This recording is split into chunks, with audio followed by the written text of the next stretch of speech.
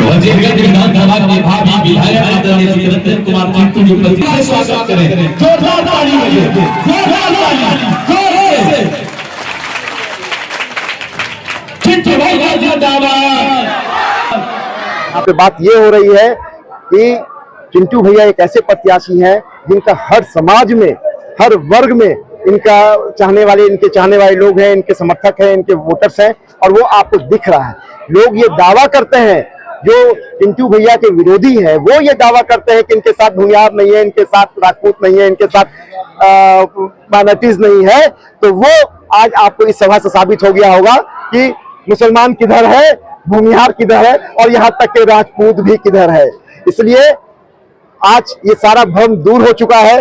14 तारीख को निश्चित तौर पे हमारे भावी विधायक जो हमारे बगल में खड़े हैं, चिंटू भैया, वो जाति धर्म सबका बंधन तोड़कर वजीरगंज का विकास करने का काम करेंगे। और जो 30 सालों बहुत बड़ा लम्हा 3 युग होता है, 6-6 बार, वैसा व्यक्ति जो बिना मुसलमान के नहीं जीता हो, और उसने एक काम ऐसा नहीं है जो वो गिना सके। 30 साल में तुमको 30 काम गिनाना चाहिए था, 30 काम छोड़िए 6 काम गिनाना चाहिए था। 6 टर्म क्या विधायक है, लेकिन वो एक काम भी नहीं गिना सकते हैं। बल्कि हम लोगों के दुख दर्द में वो आंसू बहाने भी नहीं आते हैं। उनके बगल के में घटना घटती है, मस्जिद से लोग निकलते हैं, उनकी हत्या हो जाती है, कम से कम उनके आंसू पोंछने भी आप पहुंच जाते तो लगता है कि आप हमसे हमदर्दी रखते हैं। लेकिन वो भी उन्होंने काम नहीं किया। आज तक उनका हत्यारा खुला घूम रहा है, आज तक उसकी अरेस्टिंग नहीं है, और वो सब उनके इर्द गिर्द रहने वाले लोग हैं, उनके संरक्षण में रहने वाले लोग हैं। तो निश्चित तौर पर मुसलमान ने ये ठाना है कि इस बार बदलाव होगा।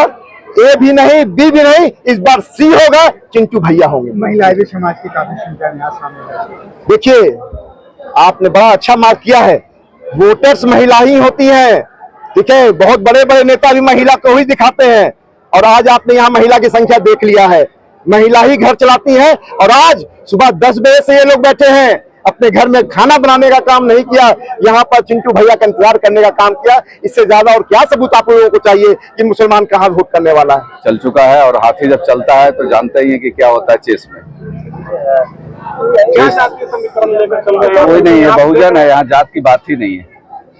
अभी तो न बात जात की न पात की बात होगी, बस वजीरगंज विधानसभा के विकास की हो रहा था आपके मन से होता है, और यहाँ लोकतंत्र है, ये करते रहते हैं लोग। और आज के तारीख में तो हमको बड़ा आश्चर्य हो जाता है कई बार कि अब मीडिया भी बड़ा गंभीरता से उस सवाल को कहती है कि फलाना जगह पे इतना जात का है, फलाना जगह। इसमें आपका दोष नहीं है। ये बात सही है कि अगर जात पे ही चीजें हो रही है, सरकार कर रही है, तो बात तो करेंगे ही आप भी, इसलिए सवाल भी करते हैं आप। लेकिन वजीरगंज विधानसभा में ऐसा कुछ भी नहीं है। बहुजन सबका है, सबके हित के लिए है। चल चुकी है, सारी माली जी भी अपने सर्वजन हिताय सर्वजन सुखाय। इसीलिए तो भाई हमारे बड़े भाई के समान है, और हम लोग एज ए मित्र है और बाबा के हमारे।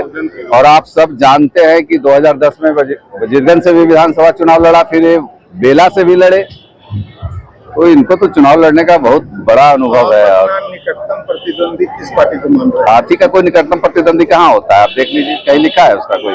हाथी का कोई निकटतम प्रतिद्वंदी नहीं है। हाथी जंगल का इंजीनियर होता है, तो वजीरगंज का इंजीनियर इस बार बहुजन है।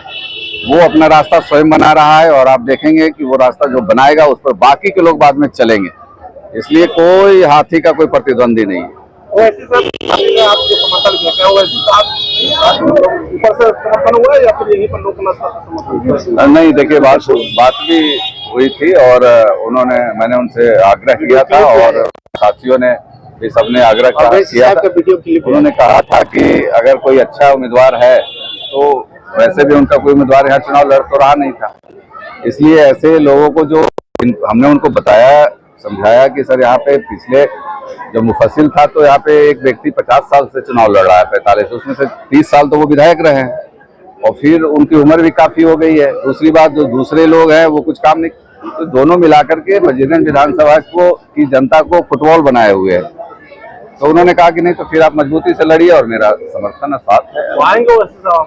देखिए, वो उस विषय पर नहीं कर सकते, क्योंकि आना तो आज ही तक गैर मौसम की वजह से परमिशन कई होते हैं, क्योंकि उनके साथ काफी कड़ी सुरक्षा व्यवस्था रहती है। वो एनओसी देते भी नहीं है, क्योंकि हम लोग तो सरकार में है नहीं ना, इसलिए हमारे को परेशानी आती है। और अभी हम लोग उनसे प्रयास कर रहे हैं कि अगर उनका संवाद भी पहुंच गया, तो वो काफी बहुत बड़ी बात है।